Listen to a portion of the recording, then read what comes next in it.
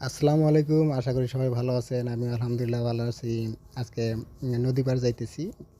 প্রায়ই আমি যাই। দেখেন ছেলে কত সুন্দর বসে আছে হুইল চেয়ারে। বলতে, বলতে নদীর পাড় চলে আসলাম। এখানে এসে আমরা কিছু দূর সামনে আগায় যাব। এখানে আমি প্রায় আসি এবং সময় কাটাই। বসে থাকি। এখানে আমাদের এই যে ধানের ক্ষেত, আমরা সেখানে ধান লাগাবো। ওই যে সামনে আমাদের ধানের চারা লাগাইছি। এখানে আমরা ধান লাগাবো। সেগুলো দেখলাম বর্তমান কী পরিস্থিতি আছে। তারপরে এখানে বসে থাকতে, থাকতে শুনতে পারলাম এই চাচা, আমার এক চাচা হয়, ইনি জলপাই বিক্রি করতেছে। তারপর জলপাই নিলাম, জলপাই নিয়ে বাসায় চলে আসলাম। বাসায় চলে আসে রোদ্রে বসে আছি, কিছু করতেছি। তারপরে ছেলেসহ একটু কাজ করার চেষ্টা করলাম। কাজ করা বলতে টুকটাক গাছে পানি দিলাম। আমি গাছে পানি দেওয়ার পর ছেলে খেলতেছে। যা পায় তাই দিয়ে খেলতেছে।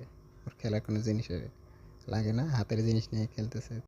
তারপর ছেলে ঘুমানোর পরে আমি রুমে গেলাম, রুমে গিয়ে গোসলে গেলাম, গোসল করলাম।